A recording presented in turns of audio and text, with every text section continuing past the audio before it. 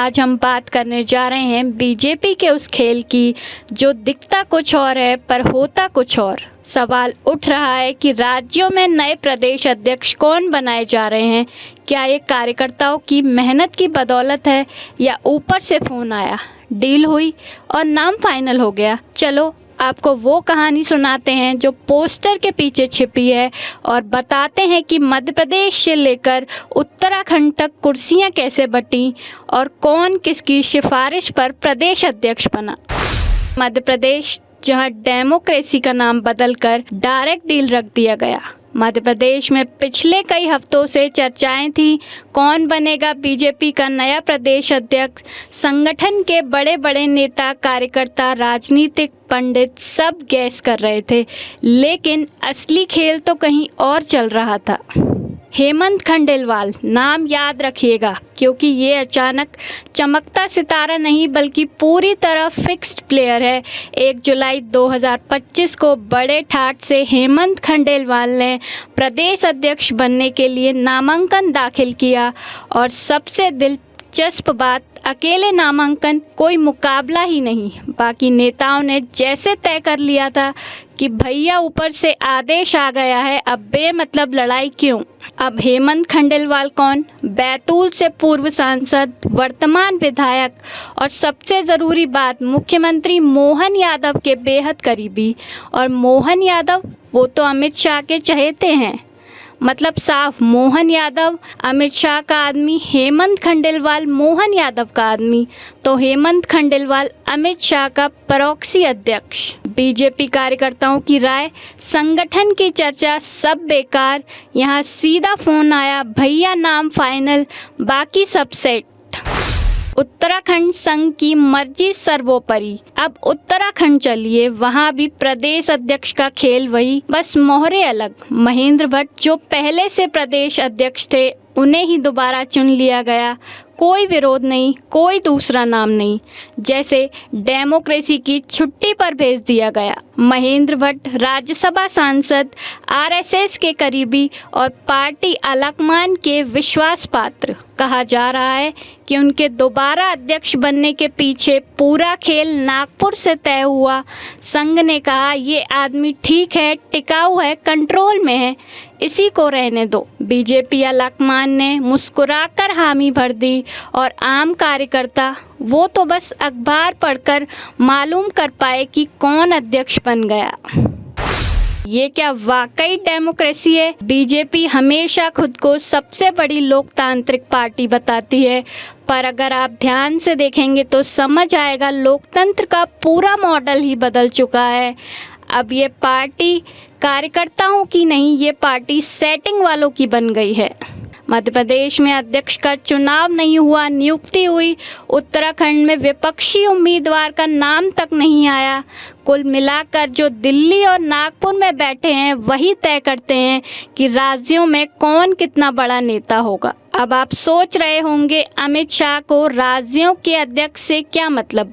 असल में बहुत मतलब है। देखिए, बीजेपी में 2 तरह के नेता होते हैं, एक जो ऊपर की टीम के करीबी हैं, दूसरे जो खुद की पहचान और ताकत से उभरते हैं। अमित शाह नहीं चाहते कि कोई राज्य का नेता खुद से इतना ताकतवर हो जाए कि वो दिल्ली को आंख दिखाने लगे।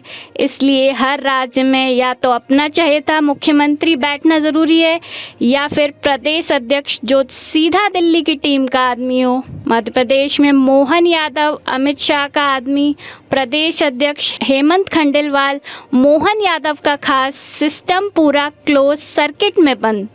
अब कोई शिवराज सिंह चौहान जैसा नेता अचानक ताकतवर बनकर दिल्ली का सिरदर्द नहीं बन सकता। संघ और शाह की गुप्त डील। कहते हैं अमित शाह और आरएसएस के बीच अक्सर खींचतान रहती है। शाह चाहते हैं कि दिल्ली की सत्ता पर उनका पूरा कंट्रोल हो।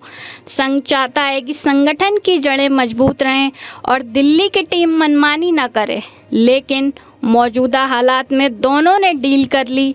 केंद्र में बीजेपी की हालत डावाडोल है, राज्यों में असंतोष है। ऐसे में दोनों ने समझदारी दिखाई। संघ बोला उत्तराखंड में हमारा आदमी रख लो। शाह ने कहा मध्य प्रदेश में मेरा आदमी फिक्स है। बाकी राज्यों में भी यही फॉर्मूला चल रहा है, मतलब लोकतंत्र नहीं डील तंत्र चल रहा है। आम कार्यकर्ताओं की मायूसी। बीजेपी के हजारों कार्यकर्ता दिन रात मेहनत करते हैं, सोचते हैं संगठन में ऊपर चढ़ेंगे, कभी प्रदेश अध्यक्ष बनेंगे, पर अब वो सपना भी सेटिंग की भेंट चढ़ चुका है। अगर आप संघ के करीबी नहीं हैं या अमित शाह की टीम में जगह नहीं बना सके तो मेहनत करते रहिए, कुर्सी किसी और की हो जाएगी। मध्य प्रदेश के कार्यकर्ता चाहें या ना चाहें हेमंत खंडेलवाल अध्यक्ष बनेंगे। उत्तराखंड में महेंद्र भट्ट दोबारा आएंगे, चाहे कार्यकर्ता कितनी भी नाराजगी जता लें। राज्यों में इसी तरह बंट रही हैं कुर्सियां। बीजेपी सिर्फ मध्य प्रदेश या उत्तराखंड में ही नहीं, बाकी राज्यों में भी यही स्क्रिप्ट चल रही है। राजस्थान, छत्तीसगढ़, महाराष्ट्र, हर जगह प्रदेश अध्यक्ष तय हो रहे हैं। पर सवाल ये नहीं कि कौन बन रहा है, सवाल ये कि कैसे बन रहा है।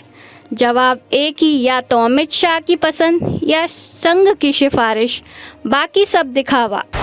विपक्ष को मौका, अंदरूनी नाराजगी से फायदा। जहां भी अंदरूनी नाराजगी होती है वहां विपक्ष अपनी जमीन तलाशता है। बीजेपी में ये सेटिंग कल को पार्टी के लिए बड़ा सिरदर्द बन सकती है। कार्यकर्ताओं में असंतोष, संगठन में दरार, नेताओं में गुटबाजी, ये सब विपक्ष के लिए सोने पर सुहागा है। पर फिलहाल दिल्ली और नागपुर को इन बातों की परवाह नहीं। कुर्सियां बंट रही हैं, डीलें हो रही हैं और पोस्टर पर लोकतंत्र जिंदा दिख रहा है। ये बीजेपी है या प्राइवेट लिमिटेड कंपनी? आज की बीजेपी को देखिए तो लगता है ये राजनीतिक दल कम प्राइवेट लिमिटेड कंपनी ज़्यादा है, जहां सीईओ यानी अमित शाह और पीएम मोदी तय करते हैं कि किस राज्य में कौन प्रमोट होगा और कौन डिमोट। संघ बोर्ड ऑफ डायरेक्टर्स की तरह अपनी हिस्सेदारी मांगता है, बाकी सब बस कर्मचारी हैं, चाहे एमएलए हो या प्रदेश कार्यकर्ता। आखिर में सवाल, बीजेपी कभी कार्यकर्ताओं की पार्टी थी, पर अब क्या? जहां मध्य प्रदेश में हेमंत खंडेलवाल का चुनाव नहीं सीधा सिलेक्शन है, जहां उत्तराखंड में महेंद्र भट्ट दोबारा बिना विरोध चुने जाते हैं, जहां संघ और अमित शाह की आपसी डील से प्रदेश अध्यक्ष बनते हैं, क्या इसे लोकतंत्र कहा जाए या ठेकेदारी मॉडल? फैसला आपके हाथ में है। कमेंट में बताइए कि आपको क्या लगता है कि प्रदेश अध्यक्षों के नाम साफ साफ डील का हिस्सा है, या आप मानते हैं कि संगठन में ये सब सामान्य है? राजनीति में जो दिखता है वो होता नहीं, जो होता है वो दिखता नहीं। बीजेपी में फिलहाल यही हो रहा है। मिलते हैं अगले वीडियो में, तब तक देखते रहिए पर्दे के पीछे की असली राजनीति। और आप हमसे जुड़े रहने के लिए सब्सक्राइब करें YouTube पर, फॉलो करें Twitter पर और लाइक करें Facebook पर। और ज्यादा जानकारी के लिए आपको टाइप करना होगा सिर्फ न्यूज़ नशा।